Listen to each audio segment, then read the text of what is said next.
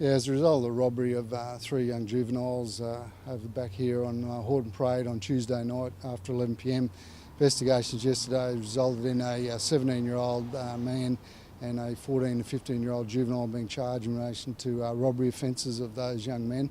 And certainly there was a number of other juveniles that were charged in relation to various offences that are associated with these juveniles' movements around Maroochydore and Cotton Tree areas particularly. Unfortunately, they were not subject to any parental control, or the parents weren't able to control them, and unfortunately they were on a path of committing several offences. Obviously the more serious one that was carried out on Tuesday night. Fortunately we've been able to charge them, put them before the court, and we're just still trying to seek the recovery of the property, being a backpack and a mobile phone from that incident on Tuesday night. Yeah, the three juveniles that were subject to robbery were near the bus terminal on Horton Parade. We will allege that the other juveniles, including some other females, ran across them, confronting them. One produced a knife, and then also one of them, the victims, was also punched about the head several times, and unfortunately they lost a backpack, phone and a music box.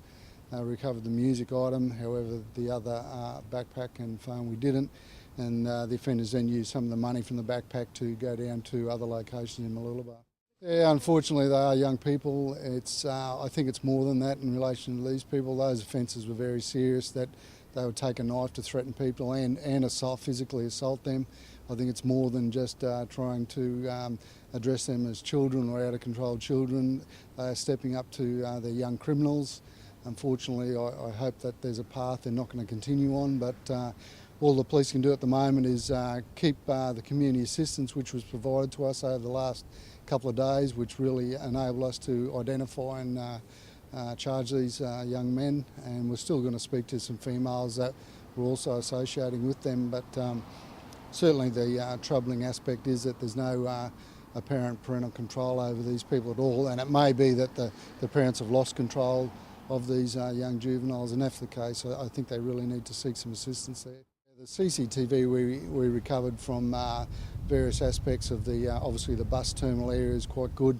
Certainly other locations where these males went to later on and used the money they had robbed from the young juveniles. We had good footage there. There was footage from a taxi also that they used to transport, so we were able to clearly identify them through their clothing and their appearances, and they were readily identifiable to a lot of the Child Protection Investigation Unit officers.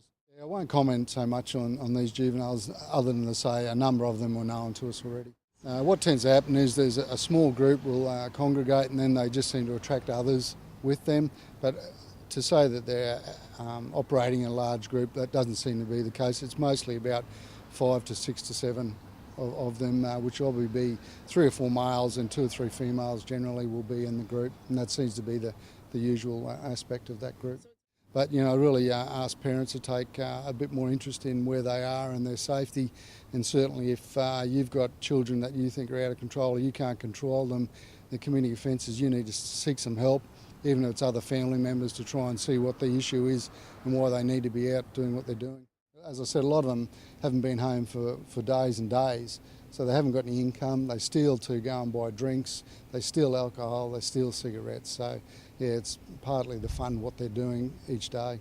If they keep committing offences, if you're committing robberies at 14 and 15 years of age, you've got that courage where you think you can commit offences. You realise people are scared and they're going to hand over property, so you'll keep doing that. Then they move on to a time when they'll get driver's licences, they'll move into vehicles and the like. They're using drugs, they're accessing drugs, they might get access to more funds, and that's when it starts just the downhill spiral really. There's a lot, the Department of Communities, and there's a lot of help with youth services. It might be that the children need speaking to, they need some counselling to see what is their problem and why are they doing what they're doing. It could be that they don't like the guidance or the stability that's at home and the strictness that may go along with that. Unfortunately, they like being out running around loose all night, but someone to try and educate them how they're going to end up on a path of destruction really. They've got no self-respect for the police. They're rude to the police, they obstruct the police, they speak terribly to the police when they're dealt with. This is what they do at home, they do with their parents as well, I suspect. So until you curb that type of behaviour, they've got no respect for anybody or themselves.